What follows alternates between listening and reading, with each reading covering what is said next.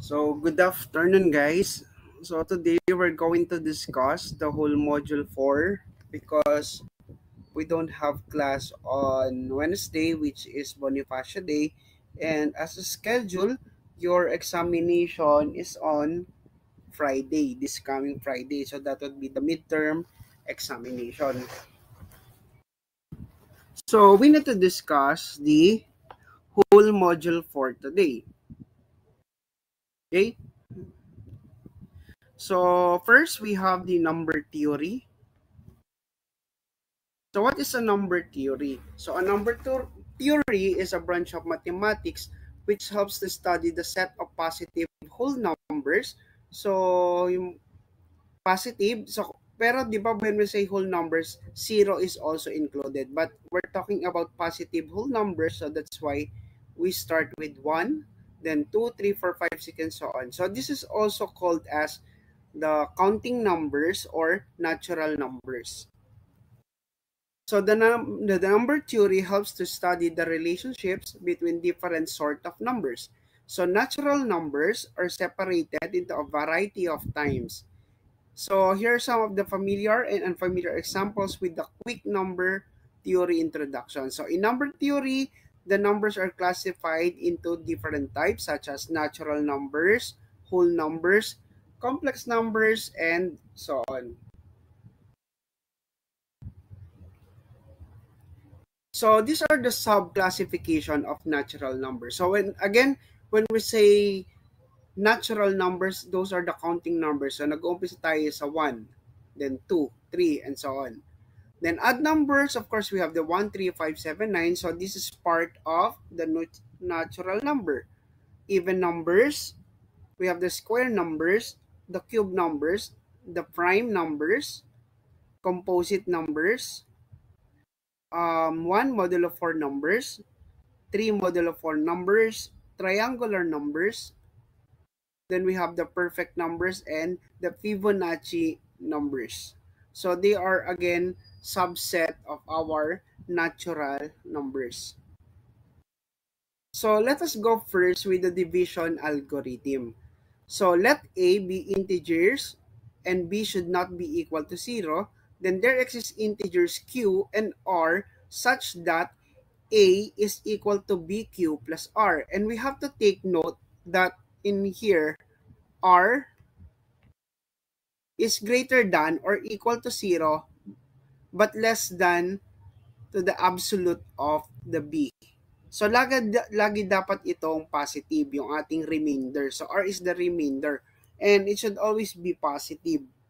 So also the integers Q and R are unique. So the number Q is called the quotient and R is called the remainder.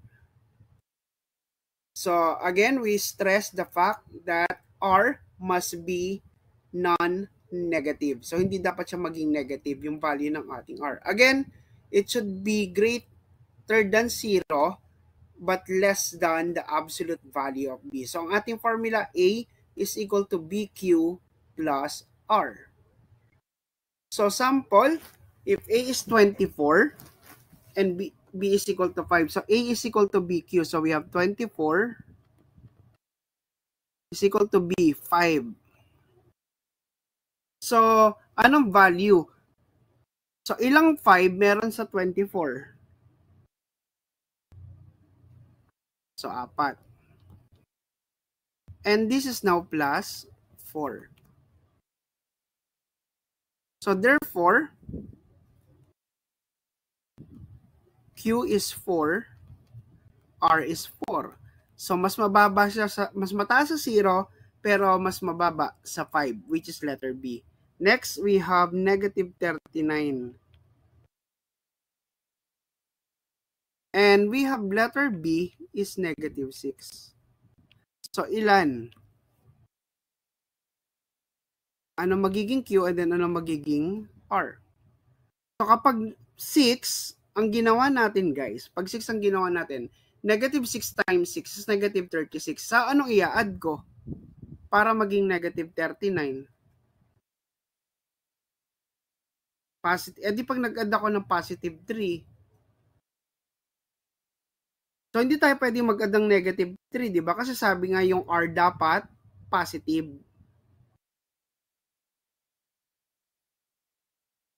So in this case, it should be 7. Negative 6 plus a times 7 is negative 42. Then you have to add 3. So that will give us negative 39. So Q must be 7. R is equal to 3. Nakuha po? Again, the R must be positive. Okay, so let's have another. If A is 51 and B is negative 8, so anong value kaya ng Q? So what do you think is the value of the Q? 7. So negative 8 times 7. So hindi rin 6 kasi negative 8 times 6 is negative 48. So dapat mas mababa sa absolute. So meaning mas mababa sa 8 kasi absolute value ng B. So this must be negative 6.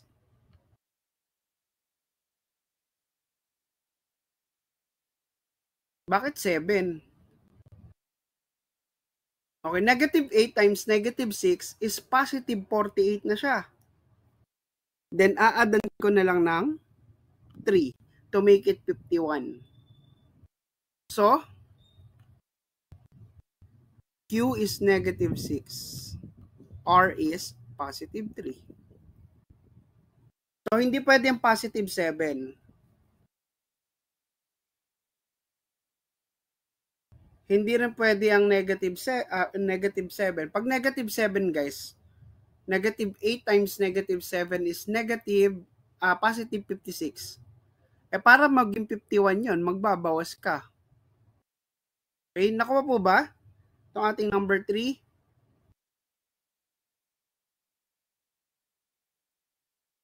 Okay, how about number 4? It's negative 121. Then this is negative 35. So ano pang mumultiply ko at ano ang i-add ko na mas mababa sa positive 35? Pag negative 3, ano magiging sagot? Positive 105. Kulang.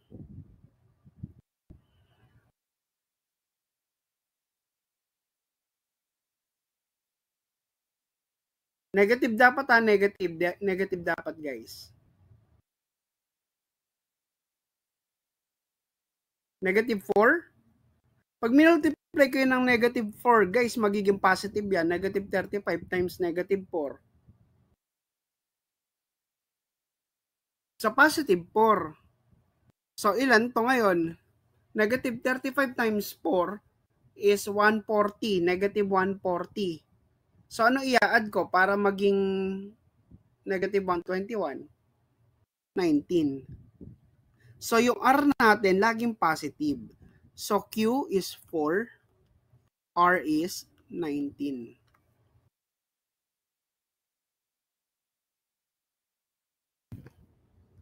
Nakuha po?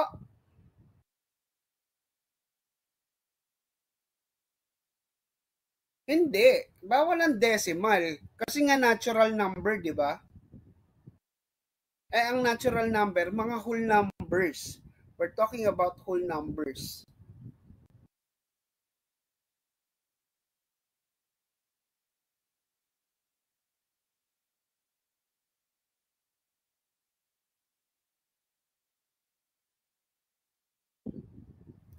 Okay? Sa question dito, sa sample natin dito.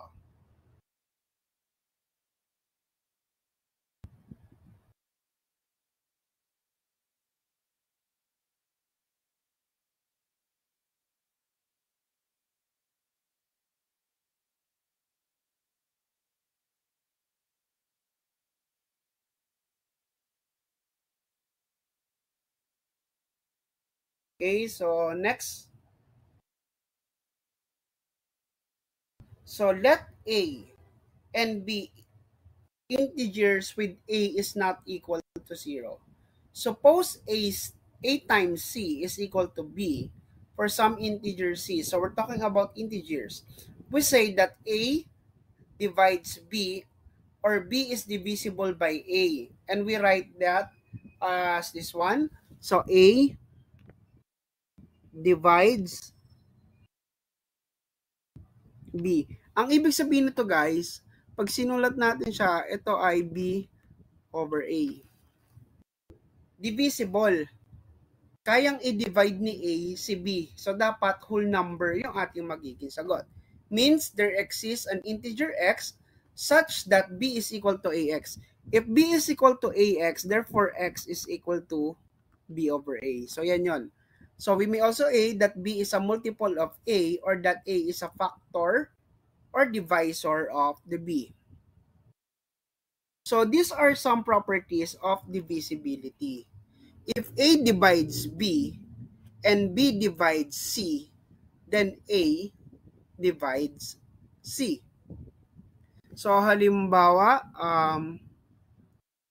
if 2 divides 4 and 4 divides 16, therefore, pwede natin sabihin that 2 divides 16. Kasi 4 divided by 2 is 2. 16 divided by 4 is 4. So, 16 divided by 2, that is 8. So, divides. So, next, if A divides B, then for any integer x, A divides B times x. So, syempre kahit ano pa yan, di ba? Let's say 3 divides 6. So, kung multiplyan ko man to ng kahit ano, divisible pa rin siya.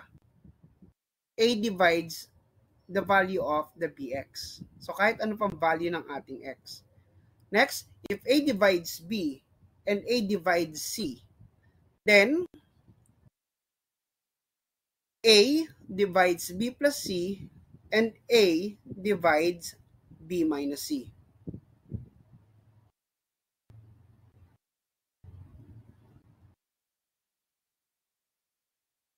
So, paano yan? Yung ating number 3.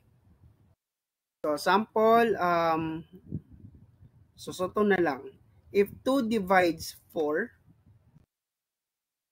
and 2 divides, so sabihin na ito to 6 na lang to, 6, and this is 4.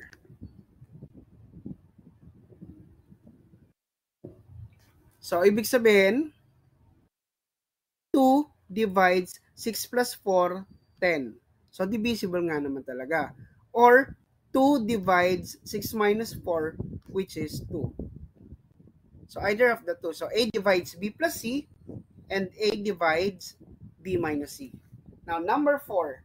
If A divides B and B is not equal to 0, then A divides, then A is equal to positive or negative B, or A, absolute value of A is less than absolute value of B.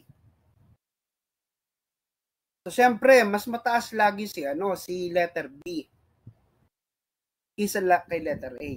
Now, if A divides B and B divides A, then A is equal to B. Syempre, kasi halimbawa, kung if 2 divides 4, hindi mo naman binagbaliktad 4 divides 2. So, hindi. Kasi magiging sagot dito sa 4 divides 2, it's 1 half. So, para mangyari lang to number 5, na kung pagbabaligtarin mo, it should be the same. A must be equal to B. So, sample, syempre, if 3 divides 3, baligtarin mo man siya, 3 divides 3 pa rin. Then number 6, if A divides 1, then A is equal to positive or negative 1. So, ang divisible lang naman kasi kay 1. It's either positive or negative 1. So, those are the properties of divisibility. Next. 2 divides 10. So what would be the x? So x is equal to 10 over 2. So that would be 5. Yun lang, solve for x. Now, next we have x is equal to 18 divided by 3, and that would be 6. Now, another property, if a is not equal to 0, then a divides 0 would be 0. Kasi di ba, ang 0 divided by any number, that will give us 0. Next, number 4, every integer a is divisible by positive or negative 1 and positive or negative a. So these are sometimes called the trivial divisor of a. Siyempre, aside from 1, the number is divisible by the number itself. So let us now go to the greatest common divisor. Suppose a and b are integers, not both 0. An integer d is called a common divisor of a and b. So we can say that letter d, so this is the divisor, the greatest common divisor. So that would be equal to the GCD, greatest common divisor between a and b. And the cannot be greater than a and absolute value of b. Thus, there exists a largest common divisor of a and b, and it is denoted by, so and d is equal to GCD of a and b, and this is called the greatest common divisor of a and b. So we have to solve for letter d, which is the GCD of a and b. So how are we going to solve for that? No? So, but before that, let's go with the properties. Ang GCD ng a, b is also equal to the GCD ng b, a. So pwede natin pagbaliktarin. Now, if x is greater than 0, then GCD ng a, x times ax, bx is equal to, pwede natin i-factor out si x, then GCD ng a, b. Now, if d is the GCD of a and b, then a divides d and b divides d, and that would be equal to 1. Now, for any integer x, GCD a, b, that is equal to GCD ng a, b plus ax. So, let's have an example kung paano natin ito kukunin. Greatest common divisor. Now, paano natin kinukuha yung greatest common divisor before, during our elementary days or high school? Di ba ang ginagawa natin, nilalagay natin yung factors. So, halimbawa, ang 30. Anong factors ng 30? Di ba that is 1 times 30? Then we have 2 times 15. We have 3 times 10. And we have 5 times 6. So, ayan ang ating 30. Factors ng ating 30. How about 45? Siyempre, 1 times 45. 3 times 15. Ano pa? 5 times 9. So, saka natin kukunin. So, pinakamataas na common sa kanila, which is 15. So, the GCD ng 30 and 45 is 15. So, yun yung ginagawa natin dati. So, isa pa. Let's have another example. 54. Siyempre, 1 times 54. So, 2 times 27.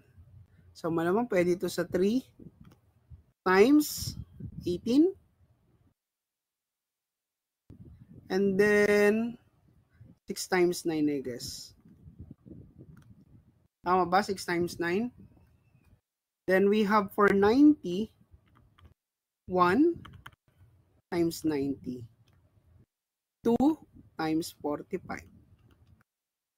3 times 30. Ano pa guys? 5 times 16. Then we have 9 times 10. 5 times 18 pala. So what's the LCD? The GCD.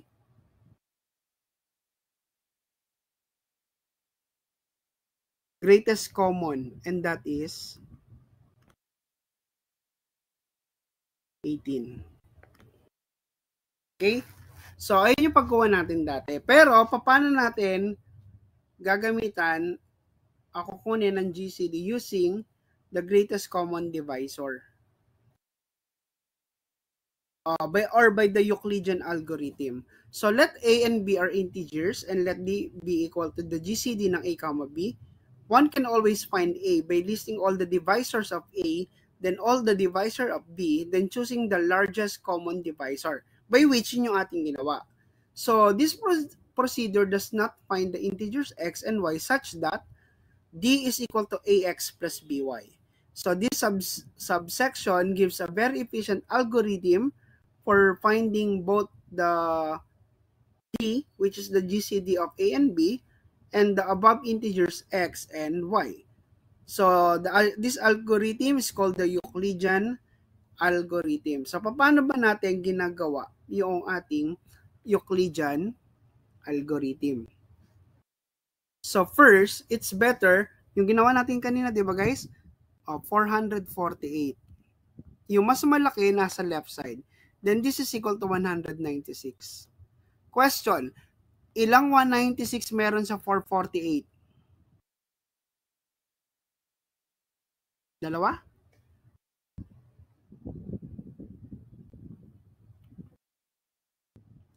Then plus, para maging 448, ano i-add ko? Kasi 196 times 2, that will be 392 ata. O 448 minus 392, ilan?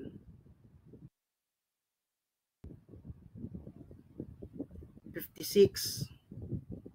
So, kailangan natin mag-add ng 56. So, ang ating next step, guys, kukunin na natin to. Ito na ngayon ang ating ilalagay sa left side.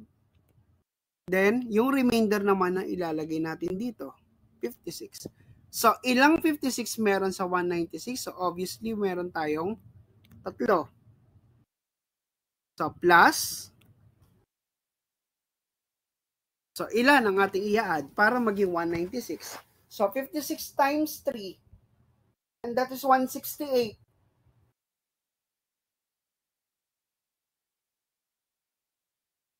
28. So, 56 na yung ating ilalagay dito. And this is now equal to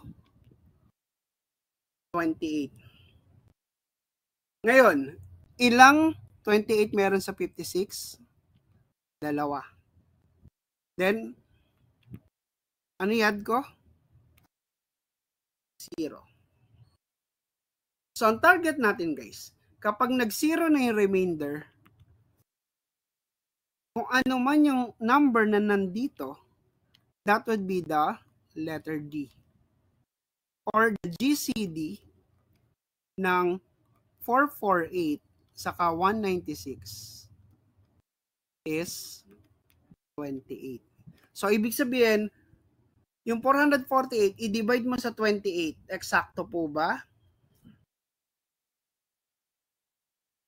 Then yung 196, pwede mo ring i-divide kay 28.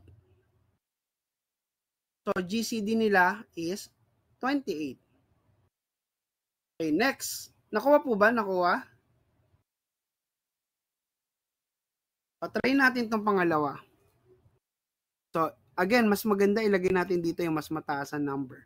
So, 1080 is equal to 675. Malamang merong isang 675.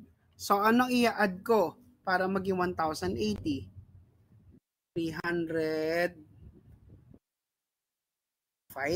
Hindi. 405.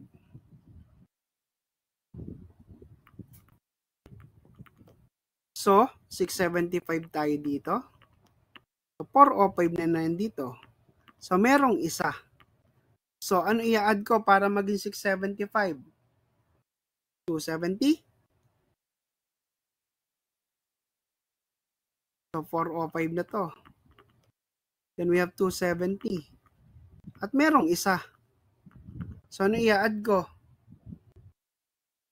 235, 135, 135. Okay?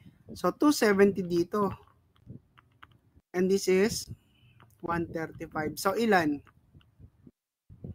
Dalawa. Anong i-add? 0. So, ang letter D is equal to 135. So, parehas nating pwedeng i-divide si 675 kay 135. So, kasi 1,080, pwede mo rin i-divide kay 135. Nakuha po ba?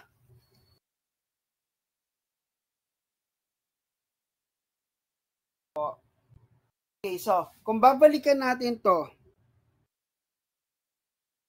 gawin natin ng Euclidean algorithm. So, 15 dapat ang sagot, di ba? So, ano ilalagay ko sa left side? 45 equals 30. So, ilan? Isa. So, para maging 45, 15. So, we have 30 is equal to 15 times 2. So, dito pa lang, 0 na yung remainder. So, ito ang ating GCD, 15. Next, we have 90 equals 54. Alam natin merong isa. So, ano i-add? 36. Tapos, we have 54, 36. At merong isa. So, para maging 54, mag-add ako ng 18. Next, we have 36 is equal to 18. And this is times 2 and plus 0. So, obviously, 18 ang kanyang GCD.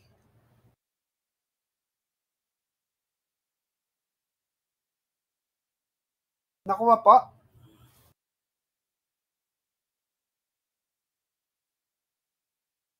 Yes.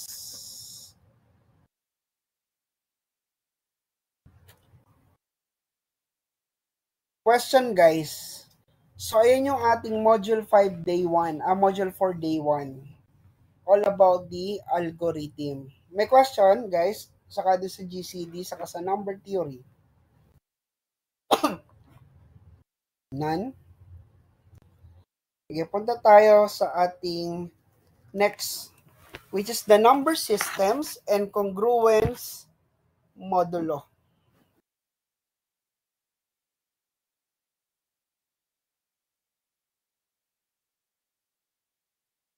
So, number system. So, we have 4. First, we have the decimal system, which is base 10. So, ang digits na makikita natin must be from 0 to 9. Then, we have base 2. So, ang makikita lang natin na number is either 0 or 1. Ng base 8, which is the octal, base 8. So, dapat ang makita natin number is from 0 to 7. And then, hexadecimal is base 16. So, that is from 0 to 16 dapat. But we can represent yung ikasampu as letter A. Then, letter B is 11. 12 is letter C. 13 is D. And 14 is E. And of course, the 15 is equivalent to F.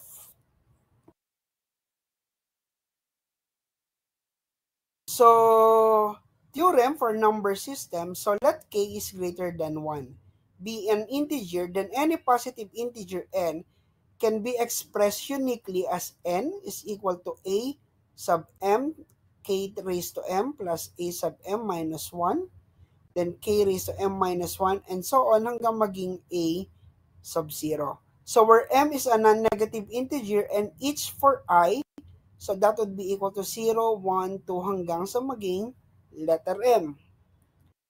So for the definition, again, if k is equal to 10, so the base 10 representation of n is called the decimal representation. Then k is equal to 2, then that is called the binary representation.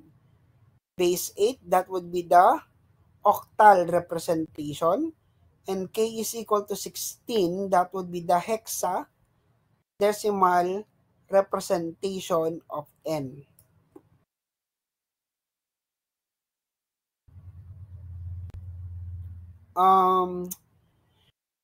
Paano natin mako-convert ngayon itong number 1? So, 5, 6, 7, 3, 8, 2, 1, then k, 10. So, let us use, wait lang guys the Euclidean algorithm. So, dahil base 10 to, so 5, 6, 7, 3, 8, 2, 1 equal. Ilang 10 meron? So 5,673,821. And that would be 567,382. And we have to multiply this by 10. So anong i-add ko dito guys?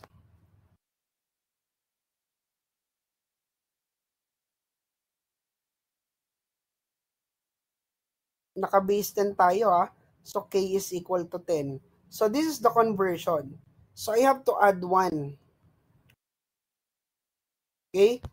Ngayon, ililipat na natin si 5, 6, 7 dito. So we have now 5, 6, 7, 3, 8, 2. And this is equal to, sa conversion, lagi tayong 10.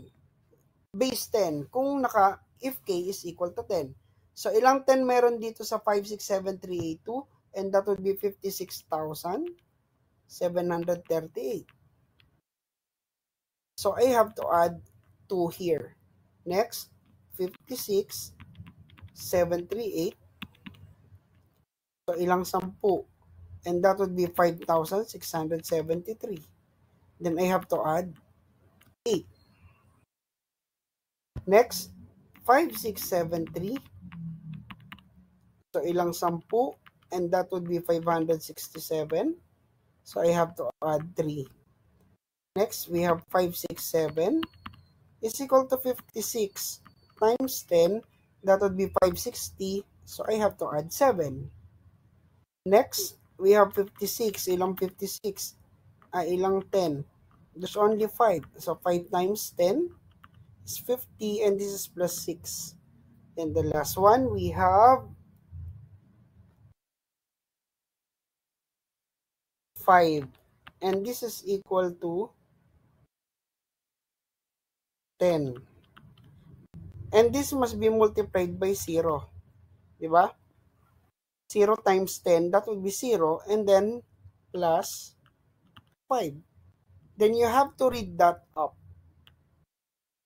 So, ibig sabihin pala guys, parehas lang. Pag walang subscript, ibig sabihin, that is base 10. Nakuha po?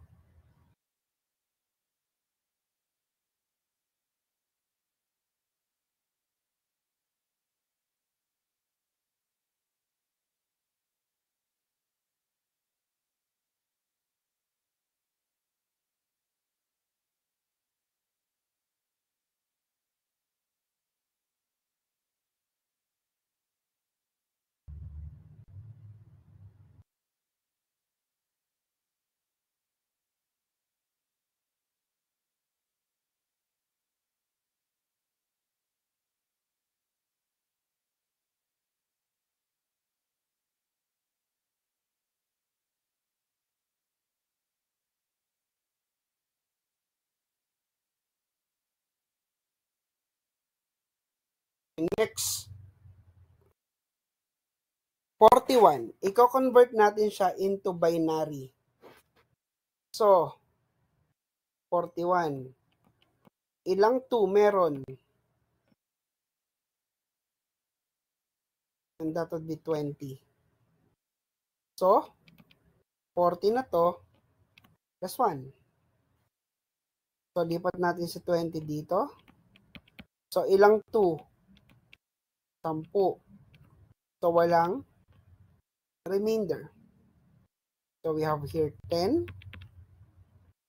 And that is 5 times 2. So, 0 pa rin. Then, we have 5.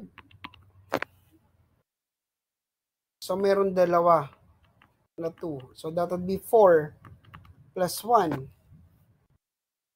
Next, we have 2. May isa lang na 2. And this is remainder 0. Then we have 1. Then 2. And this is 0 plus 1. So, ang target natin guys, mag-0 yung isang multiplier natin. Kasi, common na ang k natin dito is 2. So, if we're going to read this up, ang conversion niya is 1, 0, 1, 0, 0, 1. Base 2. So, sa iba ang nilalagay dyan, 1, 0, 1, 0, 0, 1. Then letter B, which means binary. Nakuha po?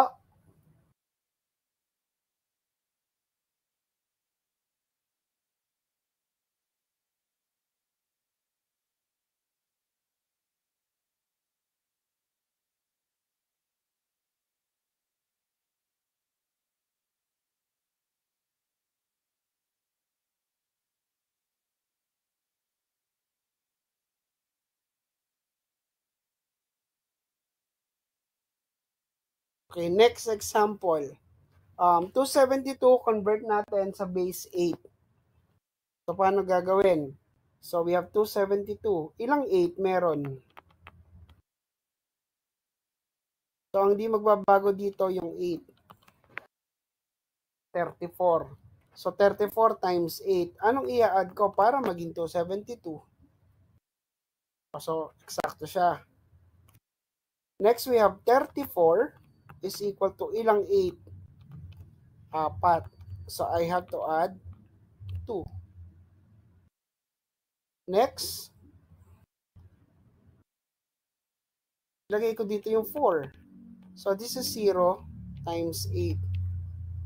So, ilan to? 4. So, dahil naging 0 na to, i-add na natin pataas yung ating remainder, and that is 420 base 8 or 420 O, meaning octal. Nakuha pa? Try nyo nga tong number 4. What would be your answer? Again kapag ang remainder ay 10, it should be letter A. Papalitan nyo siya ng letter A and so on.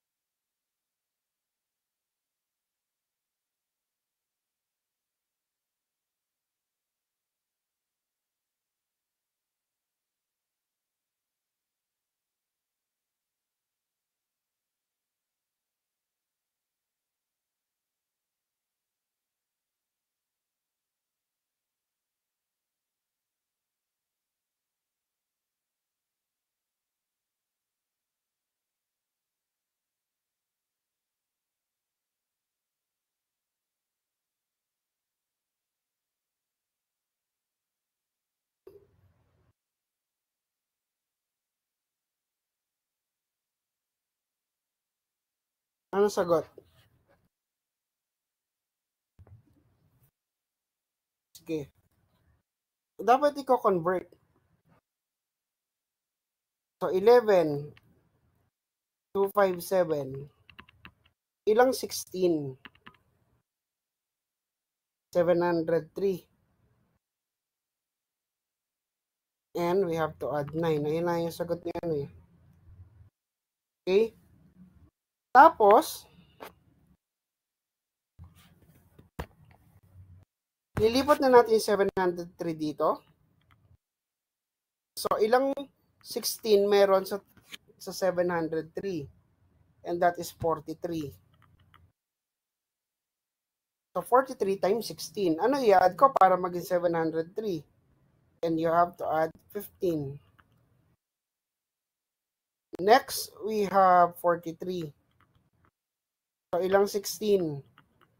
Obviously, dalawa lang. So, 32 to. 32 plus 11.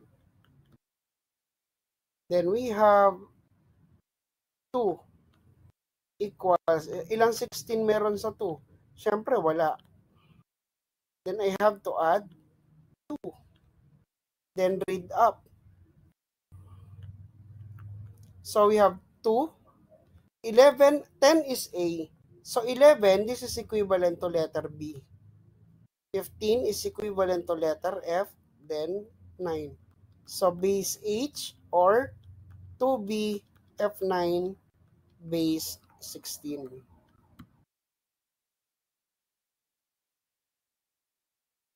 Nakuha? So, hindi natin ilalagay ng 2, 11 kasi iba yan. Nakuha na, Garcia?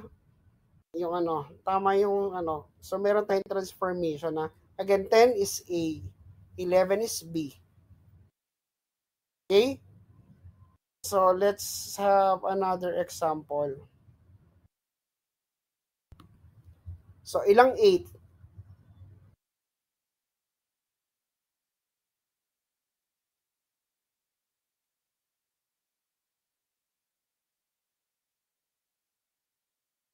So, ilang 8? Pag dinivide natin, 709, 227. So, ano i-add? Para maging 821 siya. 5. Okay, so we have na here 709227. So, ilang 8?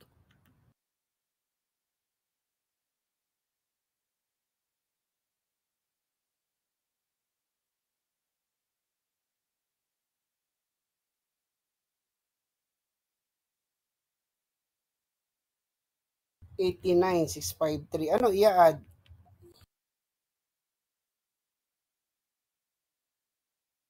So, 89653 times 8. Then, add ilan para maging 27 siya.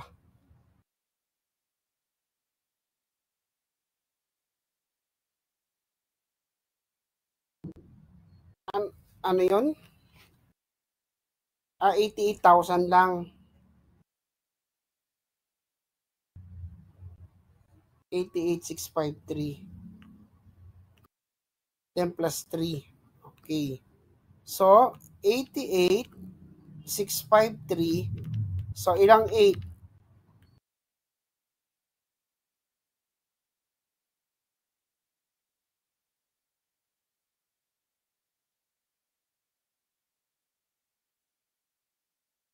11,000. 81. So, ano i-add?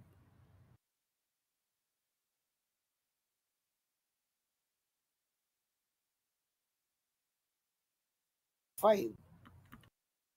Next, we have 11,081. So, ilang 8?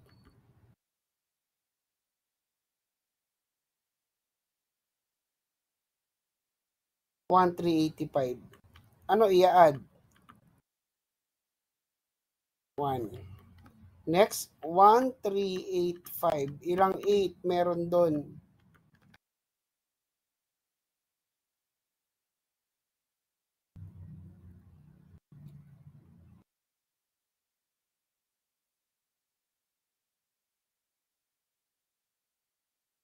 100 plus siguro to.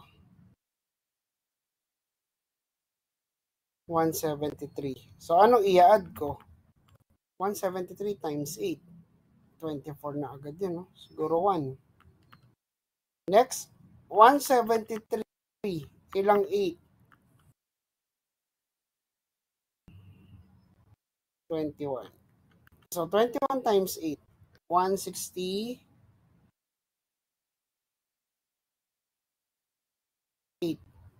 So, plus 5, no? So, we have now 21. Dalawa lang ang 8. Plus 5. Next, we have 2. Wala na. So, just read up. So, ang katumbas niya ay 2, 5, 5, 1, 1, 5, 3, 5. And this is now base 8. Nakuha pa.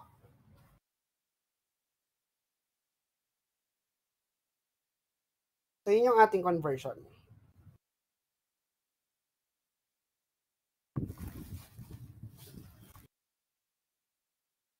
Okay, next. Let's go with the congruence modulo. Consider two integers, dalawang integers, a and b. Congruence modulo n appears if and only if integer a and b have the same remainder when divided by n.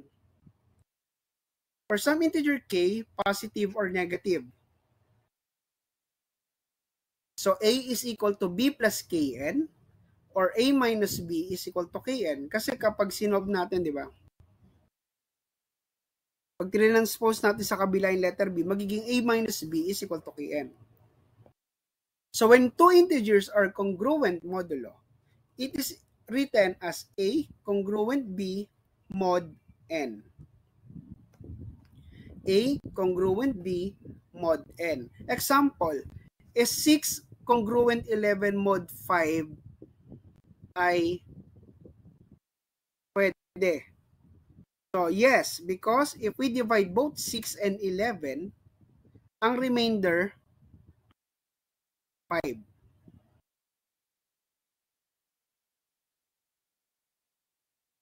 I mean, kapag dinivide natin both parehas kay 5, yung 6, dinivide mo pag kay 5, ang remainder 1. Si 11, kapag dinivide mo sa 5, ang remainder is also 1. So yung 9 and 14, mod 7, pwede ba? So ito naman ay hindi. Kasi if you divide 9 by 7, ang remainder ay 2. Yung 14, pag dinivide mo sa 7, ano remainder? Wala. Nakukuha ba guys? So hindi natin siya pwedeng i-express na ganon. So dapat, both number na nandito saka nandito, kapag dinivide mo dito sa mod dito, parehas ang kanilang remainder. Okay? So, let's have sample here. For the properties, if A is congruent to B, modulo 0, then therefore A is equal to B. So, walang remainder, So, 0. Mod 0, that would be A is equal. Now, reflexive. If A is congruent to A, mod N. So, that is reflexive property. Symmetric. If A and B are element of the integer such that A is congruent to B mod N, then A minus B is equal to Kn for some K is an element of the integer. Now, ang B minus A, if we factor out the negative sign. So, pwede natin sabihin that that is also equal to B minus A, which is equal to negative Kn. Hence, B congruent A mod M, thus the relation is symmetric. Now, we have the transitive property. If A is congruent to B mod N, and B is congruent to C mod N, then A is congruent to C mod N. Parang sa transitive property din natin noong ating functions, relations. Now, for the properties first, if A is congruent to B mod M and C is congruent to D mod M, then, so dalawa yung ating given. Basta pareha sila ng mod. So pareha silang mod 3. Sabi daw, pwede natin pag-addin or i-subtract. So yung una, pag i-add, 5 sa kaliwa is 5 plus 7. And then, congruent sa 2 plus 1. And this is mod 3. Okay? So this is now 12 congruent to 3 mod 3. So totoo naman kasi 'di ba? Ang 3 pwede mo i-divide kay 3. Ang 12 pwede mong i-divide dito kay 3, kay mod 3. So that's true. So halimbawa, minus naman tayo. So that would be 5 minus 7 is congruent to 2 minus 1 mod 3. So this is negative 2. And this is 1 mod 3.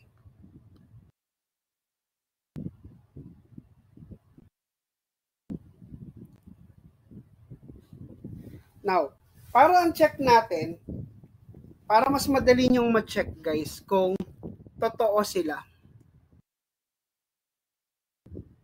Meron tayong formula. Sabihin. So, ito 'di ba, yung ating formula, yung ito, A minus B is equal to Kn. Where N is yung katabi ng mod. So, kung sosolve natin, ano yung K?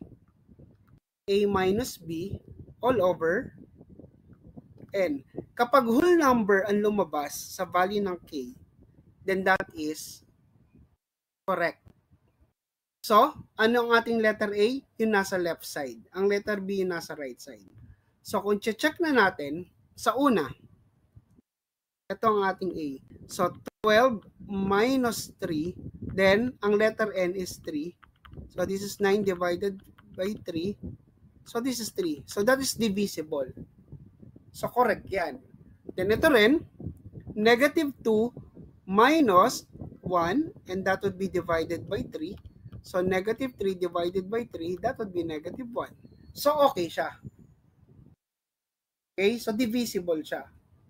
So, pwede natin siyang isulat as ganyan. Kaya tingnan nyo rin to guys. 5 minus 2, and that is 3. And that is divisible by 3. 7 minus 1 is 6, and that is divisible by 3. So, hindi natin pwedeng isulat halimbawa, basta-basta, 7 is congruent to 2 mod 3. So, ito ay mali. Kasi pag checking natin, 7 minus 2 is 5, and that is not divisible by 3. Nakuha po? Okay, ayun yung checking natin. Kailangan madi-divide siya. Okay, so letter second pala, congruence natin. If A is congruent to B mod M and C is congruent to D mod M, dalawa yung ating given, then, pwede nating i-multiply. So, sample uli natin. So, pwede natin, kung pagsasamahin natin itong dalawa, pag i-multiply, it means 5 times 7. And that is congruent to 2 times 1. Mod 3. So, this is 35, di ba guys? Congruent to mod 3. Now, checking natin. 35 minus 2 all over 3. And that will give us 11. So, that is really true.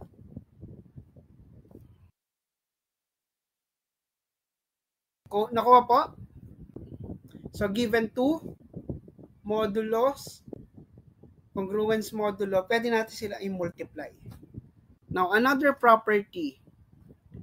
If A is congruent to B mod M, A raised to N is equal to B raised to N mod M.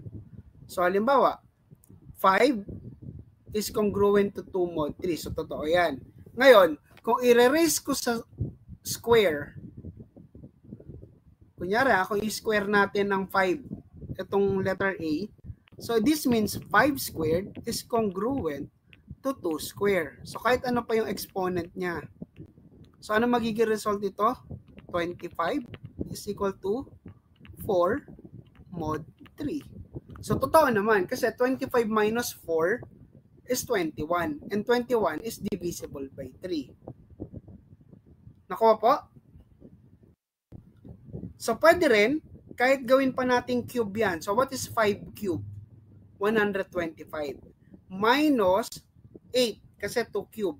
125 minus 8 is 117.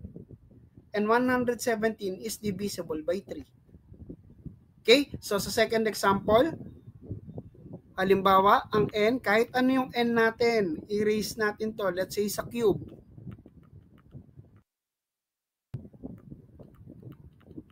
What is 7 cube? 7 times 7 is 49. Times 7,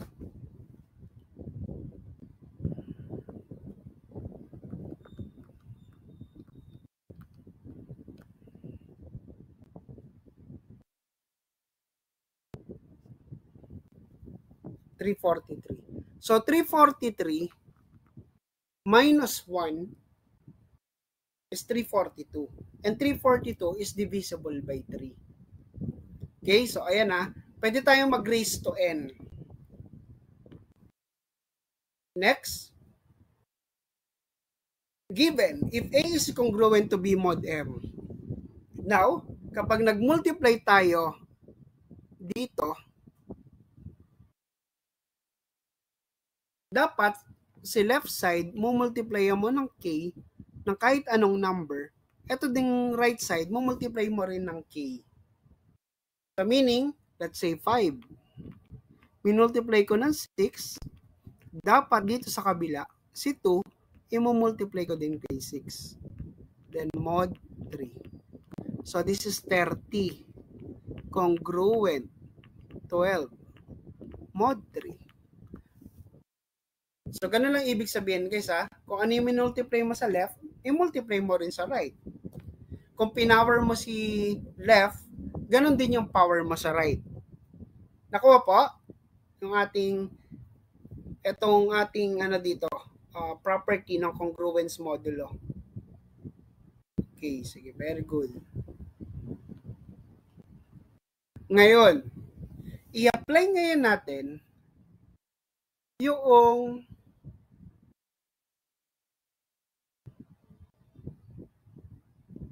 mga properties. 2 raised to 50 is 2 raised to 50 divided by 7. What is the remainder? What is the remainder when 2 raised to 50 divided by 7? So, paano natin siya gagawin, guys?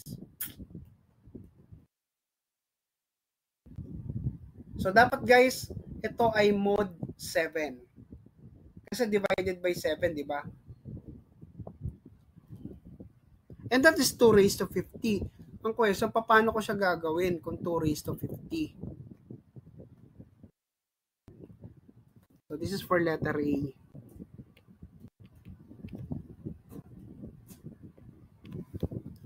Ngayon, kailangan natin na 2 raised to 50. Meron tayo 2. Then this is congruent. Then mod 7. Kailangan divided by 7. So think of a number na ito ay magiging 1 or negative 1. Ano dapat ang exponent ni 2? Guys, kung may checking tayo. Kasi kaya 2 yun nandito.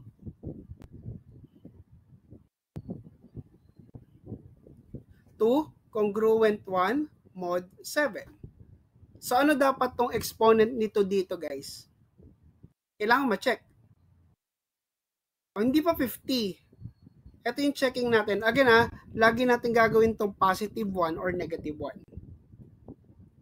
So it should be cube. Bakit cube? What is 2 cube? Diba 8? And 8 minus 1 is 7. At pwede mo siya ngayon i-divide kay 7. Kaya okay na tayo dito sa 2 cube. Congruent to 1 mod 7. But ang target natin is 2 raised to 50. So by applying the rules kanina, ang 2 cube, pwede ko itong erase. Ano yung pinakamalapit para ma-erase ko siya? Malapit para maging 50. I have to multiply, erase to sa 16, di ba? Etong kabila, kung erase ko sa 16 si 2 cube, ito rin, i-erase ko rin sa 1 sa 16. Then this is mod 7. So ano na ngayon to? 2 raised to 48. Nakukuha ba, guys? Kasi 3 times 16 is 48. And this is congruent to 1 mod 7. Kasi 1 raised to 16 is still 1. Kailangan natin mapalabas 2 raised to 50. Now, by property, para maging 2 raised to 48 to, anong gagawin ko sa 2 raised to 48? Diba kanina, kailangan natin mag-multiply. Ano yung multiply ko kay 2 raised to 48? Diba 2 square? Nakuha po? Kasi copy the base, add the exponent.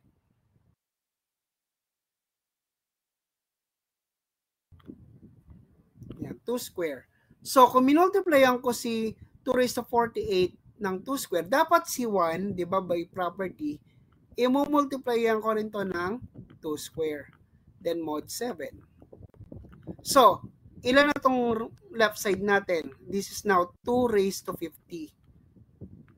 Ayan, napalabas na natin si 2 raised to 50. And this is congruent to 4 mod 7. Nakuha po? Therefore, kung divisible yan by 7,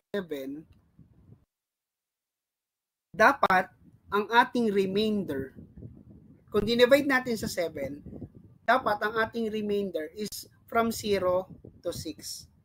So, ito ang kanyang remainder.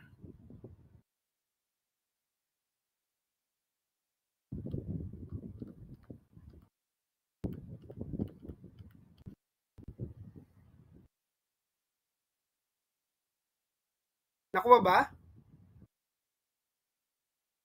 Ano palang ilagay ito dito? Sa letter A pa lang yan. Letter A. Therefore, 4 is the remainder. Now, letter B. Paano natin gagawin? So, ganun din naman natin gagawin sa letter B. So, alam na natin. Kahit hanggang letter B lang. So, this is 2 cube congruent to 1 mod 7. So, 2 cube. Saan ko siya i-multiply? Si 3. So, 1, 2, 3, 1 divided by 3. Ilan po yun? 410. So, 410. Congruent. Si 1, i-erase ko pa rin sa 410. mod 7. So, this is now 2 raised to 1, 2, 3, 1. 1, 2, 3, 0. Congruent to 1 mod 7. So, para maging 1, 2, 3, 1, yung 2 raised to 1, 2, 3, 0, I have to multiply this by 2. Then congruent C1 times 2 mod 7. So, we have now 2 raised to 1, 2, 3, 1 congruent sa 2 mod 7. So, therefore, the remainder is 2. Nakuha po?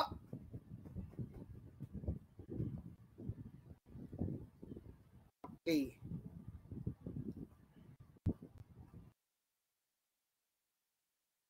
Let's have another. Letter A.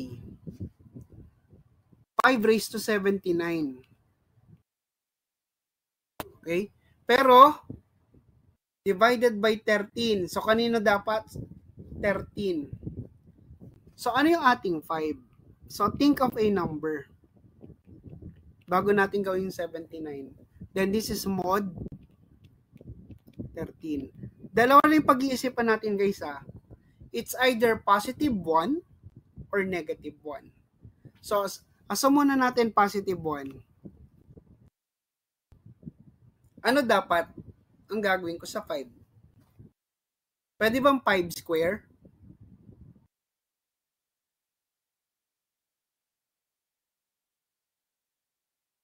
Hindi, di ba? Kasi 5 square, what's 5 square? 25.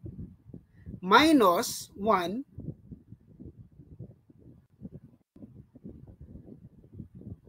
What is 5 square minus 1? 24. Mod 13. So, hindi pwede. Pero kung gusto mo ng gamitin ng 5 square, pwede natin itong gawing negative 1.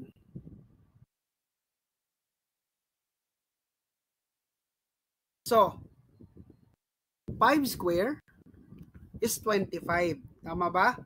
Minus negative 1, magiging 26 kasi magiging positive. And 26 mod 13. Nakuha yun? Okay. So, pwede yan. So, negative 1. Mamaya gamitin natin positive 1. Ha? So, if that's the case, hindi. Nag-iisip pa lang naman tayo dito eh. Pag in-square mo yan, magiging positive yan. It's either negative 1 or positive 1 yung ilalagay natin. Okay, so 5 square at kailangan sa kabila, gawin natin negative 1 para maging mod 13. Pwede natin siyang magamit or divisible by 13. Kasi ang formula, di ba, is A minus B all over N. A minus B all over N. Ngayon, para maging 79, ano yung gagawin natin dito? A 5 square. Ano yung pinakamalapit? Or in short, ilang 2 meron sa 79? 39. So, congruent, si negative 1, i-erase ko din kay 39. And this is mod 13. So, this is now 5 raised to 78. And this is congruent to negative 1.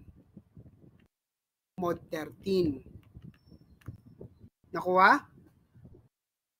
Ngayon, para maging raised to 79, so 5 raised to 78 times 5. And this is equal to or congruent to negative 1 times 5. And this is mod 13. So, ilan to? 5 raised to 79. Na, congruent, negative 1 times 5 is negative 5. Mod 13. Guys, di ba dapat sabi, sir, di ba dapat ang remainder should not be negative. It should be positive. So, pwede siyang i-change. 5 raised to 79 is congruent. All you have to do is to add negative 5 plus 13. So, that would be positive 8 mod 13. So, therefore, the remainder is 8. Nakuha po? Tinag-add natin to. Kapag negative ang lumabas guys pag-add-in nyo siya. Ngayon, yung isa nating solution, what would be 5? And this is congruent. Gusto mo is positive 1 na ilagay ko. So think of a number. What is 5 cube guys? 625. Ay, 5 cube, 625. 125 lang, di ba? 125 minus 1. 124. Ang 124 ba, pwede mong i-divide kay 13? Divisible ba? Hindi. Hindi. O, try natin, 5 to the 4th. What is 5 to the 4th?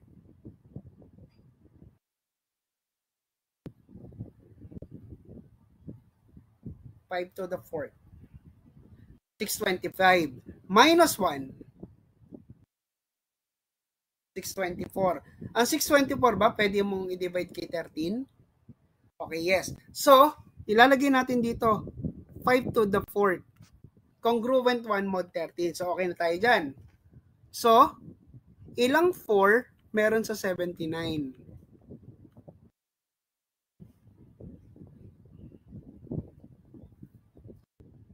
19. Congruent, syempre si 1, kailangan ko ding i-exponent ng 19. Mod 13. So, ilan na to? 5 raised to 30, 76.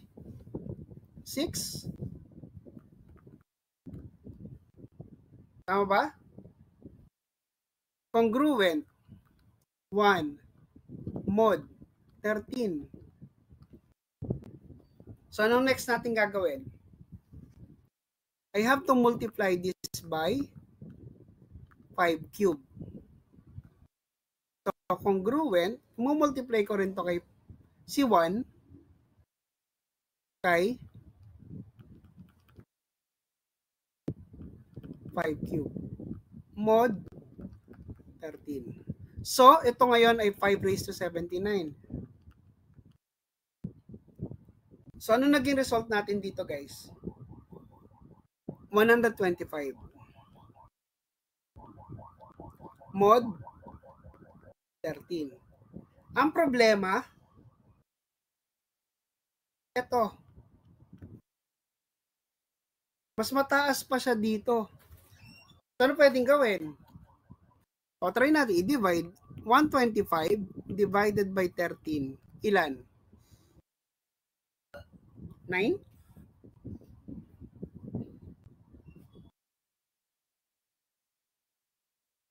9. O, what is 9 times 13?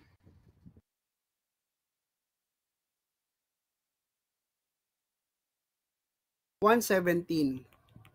So, 125 minus 17, 8. So, di ba, 8 talaga yung remainder.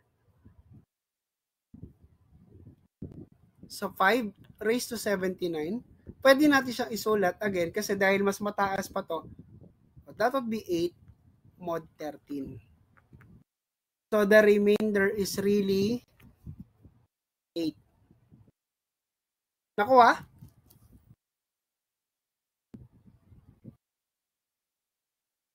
So, it's either negative 1 or positive 1. So, kung babalikan natin to, itong number 1, yung 2 raised to 50. Kung gusto mo gawin siyang negative 1, ano dapat yung ating gagawing exponent?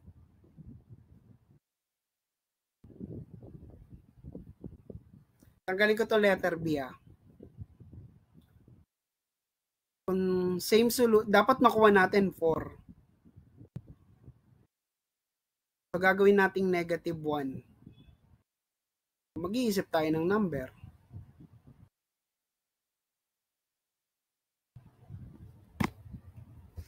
Two. Congruent sa negative 1 mod 7. So, kung saan ko siya i-exponent? Pag 2 cube, that would be 8 minus negative 1, magiging positive 9. So, hindi pwede si 2 cube. 2 to the fourth. What is 2 to the fourth? 16. 16 minus 1, 17. So, hindi na pwede agad. Hindi siya divisible by 7. 2 to the fifth. What is 2 to the fifth? Is that 32? 32 minus negative 1, magiging 33. And 33 is not divisible by 7. 2 raised to 6. What is 2 raised to 6?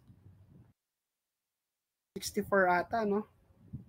64 minus negative 1, so magiging 65. Ang 65, hindi pa rin natin pwede i-divide by 7. How about 2 raised to 7? And that is 128. Then, minus negative 1 or 128 plus 1, 129. Ang 129 ba pwedeng i-divide sa 7?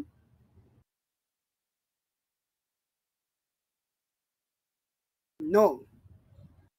So, susunod na, 256. 256 plus 1.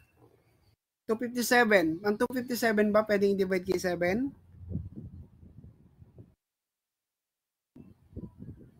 Oh, isa pa, sige, akit pa. 512. So, magiging 513 divided by 7. 513 divided by 7. 1,029. Kasi 28 na. 1,028 na kasunod nun. 1,049 pala. 1,049. Pwede na ba 1,049? Is it divisible by 7 na? No? Yes. No pa din. Ano kasunod? Yung 1,048. 2,096. Pwede plus 1 yun. 2,097. Divided by 7.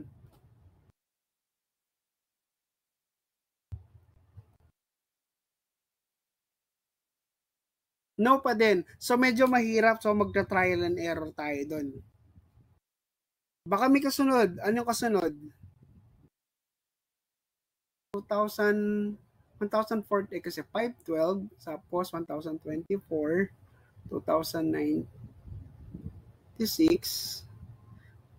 yung 4,000 na.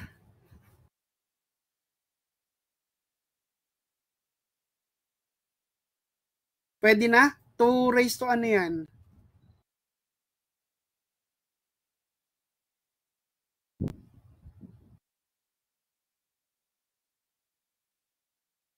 Oh, sige. Ano nga yun? Kasi 2 raised to ano yan para makuha na natin. 2 cube, ang cube 8, 4, 16. 5, hindi ko na nabilang eh. 2 raised to ano yun? 2 raised to para maging 4192. Ano yung value?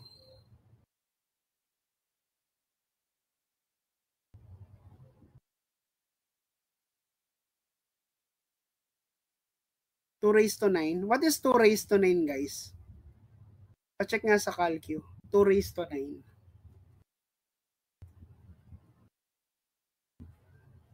512. So, 2 raised to 10, 1,024. Ang 11, 2,000. So, 2 raised to 12. So, tama ba? 2 raised to 12. Yun na yung 4,000. Okay. So, lagyan na natin dito 2 raised to 12. So, 2 raised to 12, para maging 50, saan ko ito yung multiply?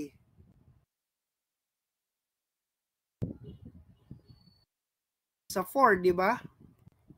Kasi may 48.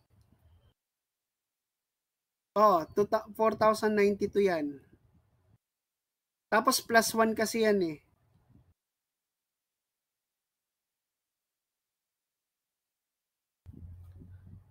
Yung 4,000, so hindi pa.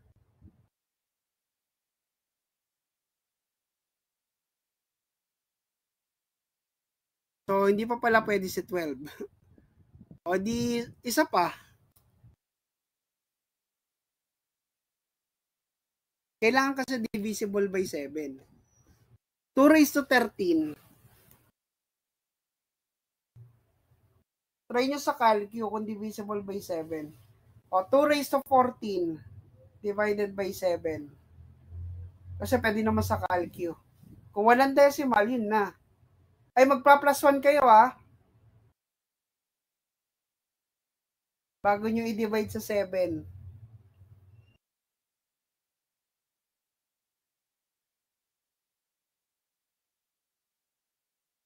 Sige, what is 2 raised to 15? Then plus 1. Then saka mo i-divide sa 7. Kung sakto na,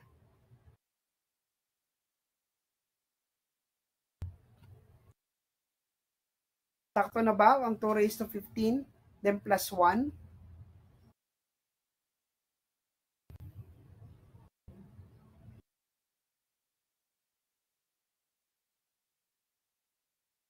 Nalimutan yung mga plus 1. O alam ba talaga? So, bawal ng 2 raised to 12, So, 2 raised to 12, then plus 1, then saka mo i-divide by 7. So, kung may remainder, wag muna.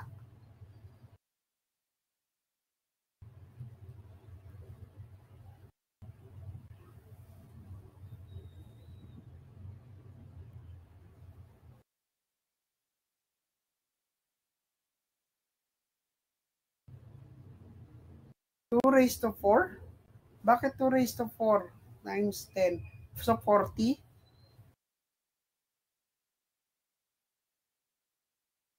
So, ang layo pala, no? So, 2 raised to 40 plus 1 divided by 7. Minsan kasi hindi kaya na calculator na. Hindi kaya ilagay yung digit. 2 raised to 33 plus 1 divisible na by 7. Sige, verify nung iba.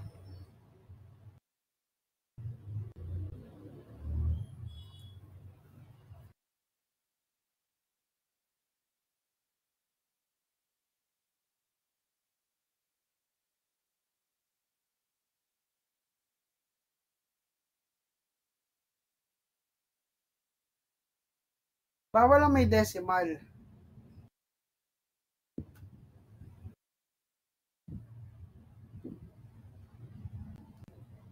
Two raised to, i-equal nyo muna, then i-add nyo sa 1, i-equal nyo na ulit, then saka nyo i-divide sa 7. So, 2 raised to 40 talaga.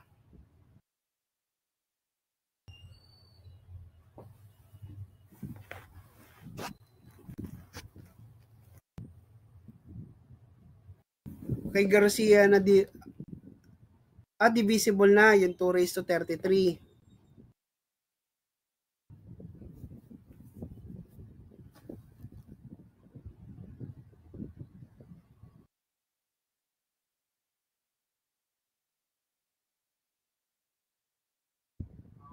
Baka may mas bababa pa.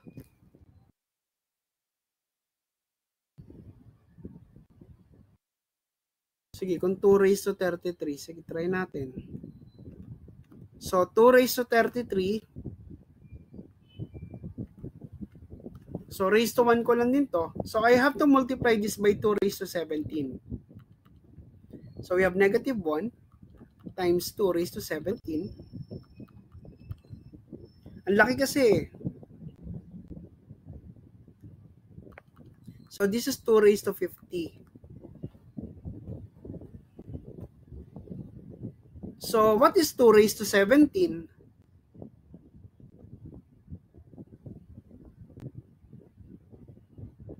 Guys, what is 2 raised to 17?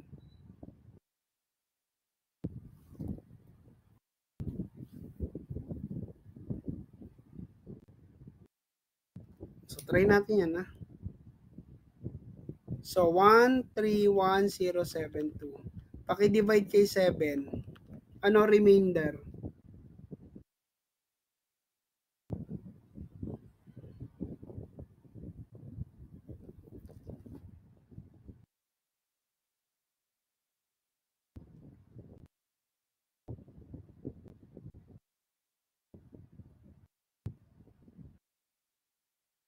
4.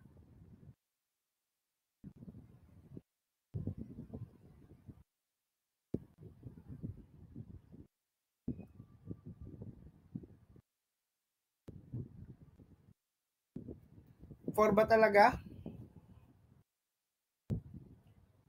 2 raised to 17 pa lang yan ah.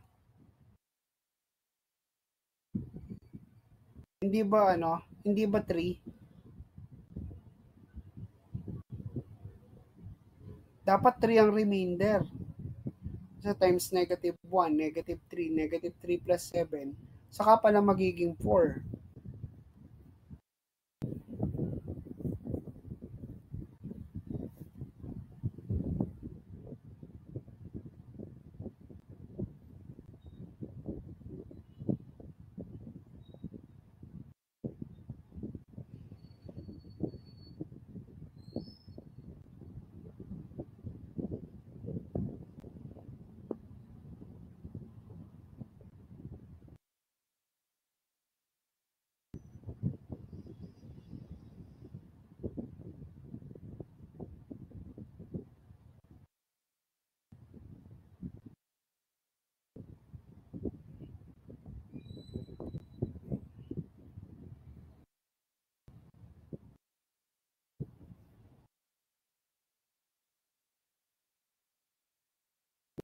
Okay, so hanapin na lang kung ano yung divisible para maging negative 1. Okay, next tayo.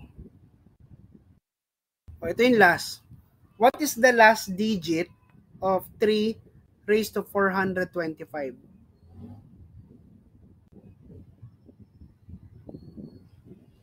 Try, kaya ba sa calculator? Hindi. Raised to 425. Pero tinatanong, what will be the last digit? Diba? So, ibig sabihin, pag last digit, we have to divide this by 10. So, we have to divide this by 10. Kasi last digit yun eh. So, 3. Mas madali kasi di ba 1 mod 10. So, ano dapat ang exponent ni 3 para maging divisible by 10? Pag 3 square ba, pwede? 3 square is 9. Minus 1, 8. So, pwede kong gamitin ng 3 square kung ito ay gagawin nating negative 1. Okay lang guys? So, ito na ngayon ay 3 square. Kaya mas madali, 3 square na. 3 square is 9 minus negative 1 is 10 and 10 divided by 10 is 1. Okay, so dahil dyan, gawin na natin so ilang merong 425? Ilang 2? And that would be 212. Tama ba? So I have to raise this to 212. So congruent, negative 1, i-raise ko sa 212. Mod 10. So ito ngayon ay 3 raised to 4, 1, 4. 4 to 4. Congruent, ang negative 1, pag ni-raise mo sa 212, positive. Kaya ito ay magiging positive 1, mod 10. So, kanino ko i-multiply? So, 3, 4, 2, 4 times 3. Congruent sa 1 times 3. Mod 10. So, therefore, this is 3, 4, 2, 5. Congruent sa 3 mod 10. So, the last digit is 3.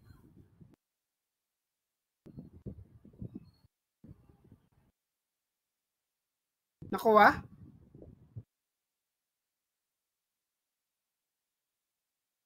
Try nga natin guys sa mababa. What is the last digit ng 3 raised to 28? Kaya ba sa calcu? 3 raised to 28?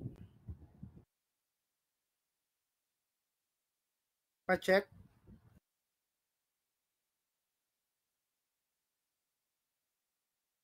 Hindi. Sige, babaan natin. 3 raised to 20.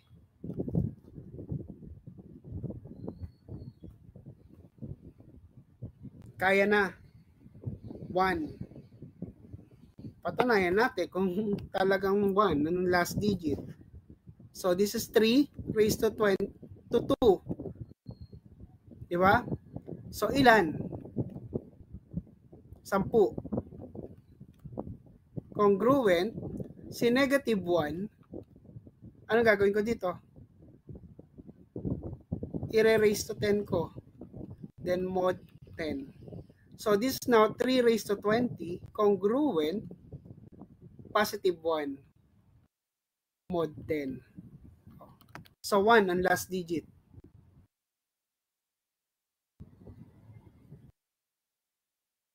Nakuha? Ang 3 raised to 21, kaya ba? Kaya pa ba sa calculator?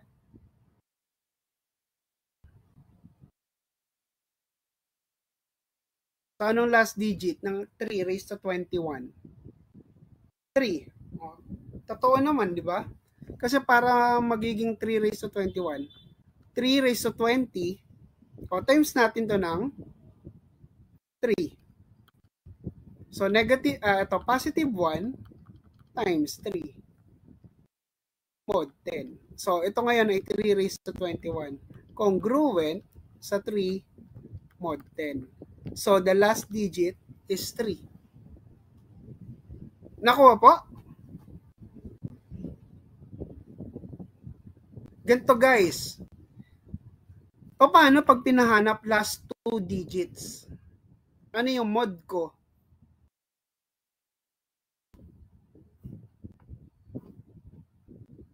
100 ang ating gagamitin. Pag last 2 digits.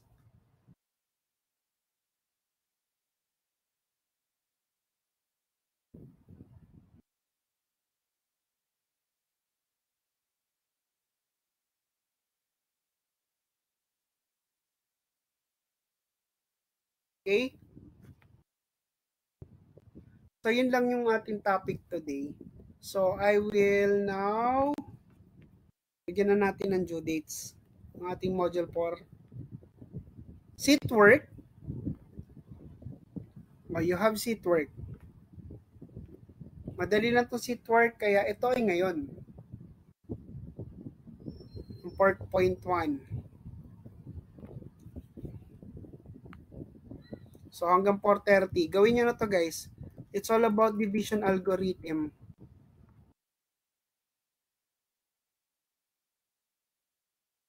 Balik nyo na lang sa akin kung ano yung part. Lagay ko na lang siguro sa division algorithm.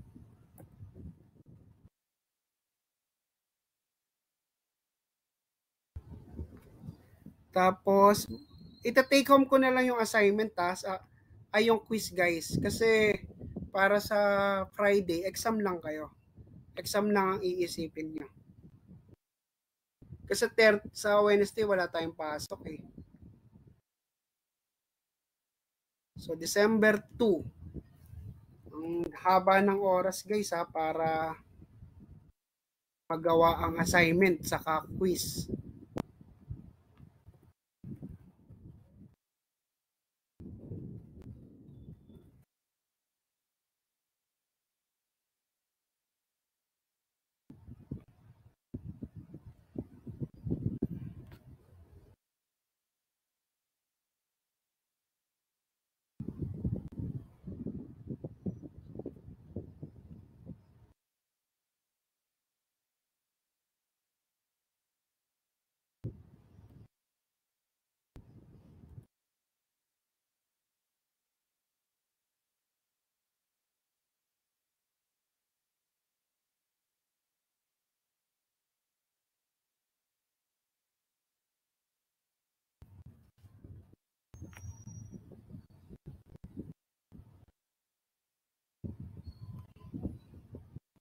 Publish ko na tong exam. And that is on December 2.